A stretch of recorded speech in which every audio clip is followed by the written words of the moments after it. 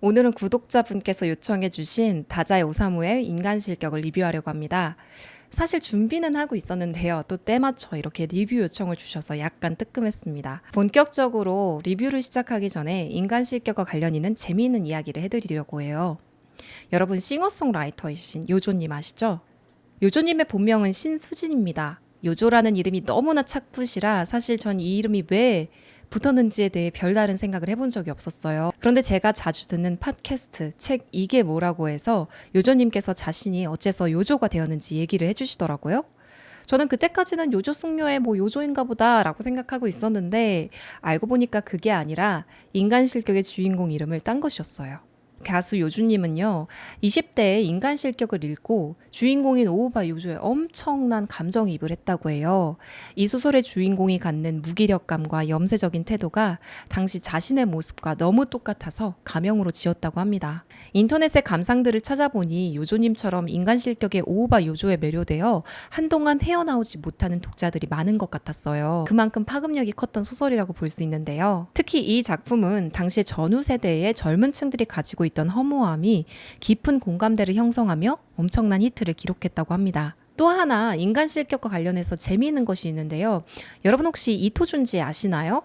일본 만화가신데요. 소용돌이라는 만화로 우리나라에서도 아주 두꺼운 팬덤을 형성하고 있죠. 독특하고 기괴한 그림체에 소름 돋는 표현력과 그로테스크한 스토리 전개가 작가의 개성이 되어 이제는 그림만 봐도 이게 이토준지다 라는 것을 알 수 있을 만큼 자신의 색채가 강한 작가입니다. 이런 이토준지가 다자이 오사무의 인간 실격을 자신만의 방식으로 재해석해서 만화책 3권으로 묶었다고 하는데요.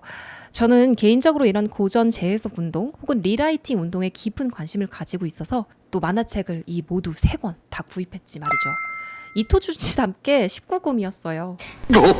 읽어보니 원작 소설의 우울한 느낌이 이토준지의 기괴한 그림체와 서사로 더 극대화되고 있었습니다. 근데 그럼에도 불구하고 소설과는 좀 많이 달랐고 개인적으로는 이런 느낌의 찝찝함을 주는 작품을 별로 좋아하지 않아서 제 취향은 아니었어요. 하지만 텍스트를 해석하고 다시 쓰는 것은 표현의 자유이고 또 예술의 한 부분이라고 생각하기 때문에 이렇게 고전을 다양한 방식으로 해석하는 것을 더 많이 이뤄졌으면 좋겠다라고 생각을 했습니다. 소설 인간 실격을 읽으셨다면 이 작품이 주는 다크함이 인상 깊으셨을 거라고 생각해요. 또한 서사를 이끌어가는 화자의 목소리가 굉장히 가깝게 느껴지기 때문에 필연적으로 작가의 생애에 대해 궁금해지기 마련입니다. 특히 인간 실격은 다자이 오사무의 자전적인 색채가 굉장히 짙은 작품이었는데요. 그래서 저는 그의 수필집도 한번 읽어봤습니다. 그럼 이만 다자이 오사무였습니다 라는 책이었어요.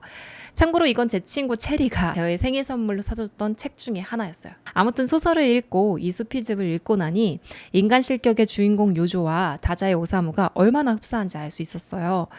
그렇다면 작가에 대해 조금 더 알아보도록 할게요. 다자이 오사무는 1909년 부유한 집에서 태어납니다. 어릴 때부터 굉장히 총명했긴 했지만 예민하고 외모에 대한 컴플렉스가 굉장히 심했던 걸로 보여요. 특히 작가는 부모님과의 교류가 매우 적었고 숙모나 할머니, 하녀에 의해 길러지곤 해서 약간의 애정결핍 같은 그런 경향성도 있는데요. 특히 그는 살면서 주기적으로 자살 충동을 느꼈고 실제로 수차례 시도까지도 했으며 결국에는 극단적인 선택으로 생을 마감한 비운의 작가이기도 하죠. 첫 번째 자살 시도는 19살 때였다고 합니다.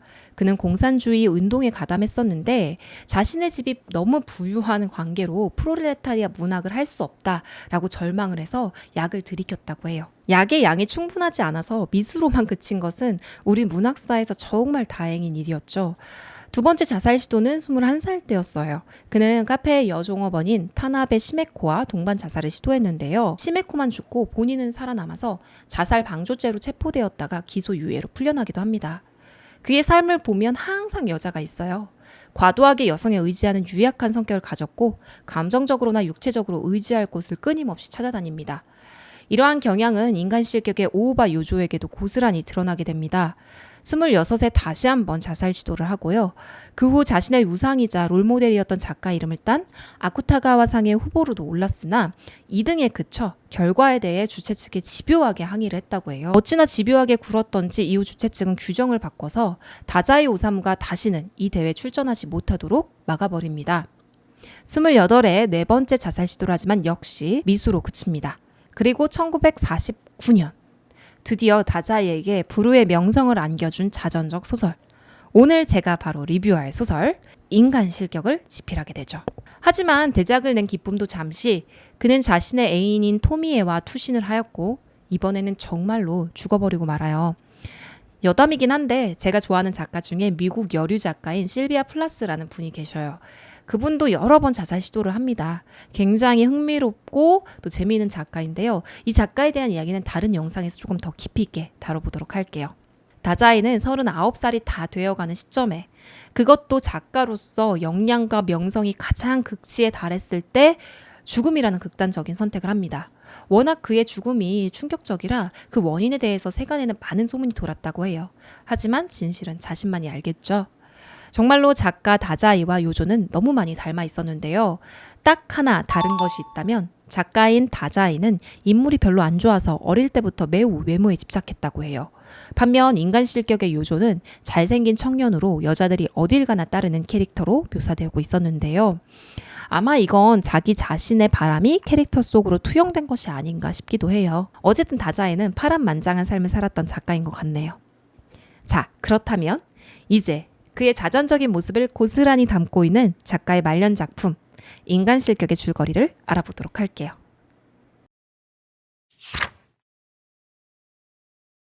서문에서의 화자는 요조가 아닌 나라는 알 수 없는 사람입니다. 그는 1인칭 관찰자 시점에서 요조에 대한 이야기를 전해주고 있습니다.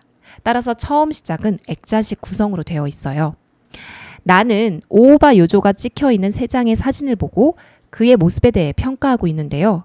첫 번째 사진에는 조금 기괴한 표정의 어린 요조, 두 번째 사진에는 중학생 시절의 요조, 마지막에는 성인이 된 주인공의 모습이 담겨 있었습니다. 그리고 이 3장의 사진 속 주인공 나이대에 맞춰 시기별로 오오바 요조의 수기가 나오게 되고 이것이 본격적으로 소설의 뼈대를 이루고 있어요. 첫 번째 수기에서는 어린 시절의 요조가 등장합니다. 그는 집안에서 항상 재간둥이 역할을 맡아 내면의 자아 분리된 페르소나를 만들어내는데요.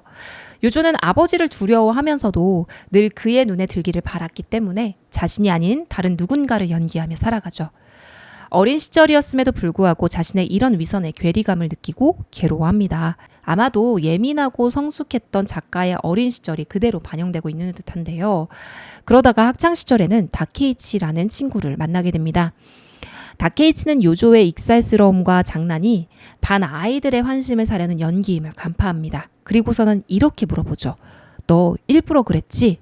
이 말을 들은 요조는 자신의 진짜 모습이 들켰다는 생각에 괴로워합니다. 이것이 요조가 자신의 중학생 시절에 가장 강렬하게 기억하고 있는 일화였죠. 요조의 삶에서 또 절대로 빼놓을 수 없는 존재는 여자들이었어요.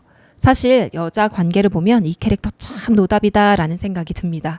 두 번째 수기에서만 무려 3명의 여자가 등장을 합니다. 첫 하숙집 딸과 사회주의 사상의 동지 그리고 스네코였어요. 그리고 스네코가 요조에게 큰 영향을 준 사람이자 동반 자살을 시도했던 파트너이기도 했죠. 비평가들은 실제 인물 시메코를 극화시킨 것으로 추정하고 있습니다.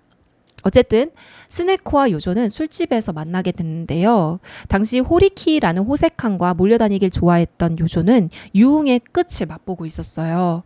그러던 차에 너무나 병약해 보이고 또 불쌍해 보이는 스네코를 보고 연민의 감정과 측은함을 느꼈고 이런 감정을 사랑으로 착각해서 이 둘은 괴로운 세상을 함께 등지기로 결심합니다. 하지만 바다에 빠져 죽기로 했던 이 커플 중 정말로 죽은 것은 스네코 혼자였죠.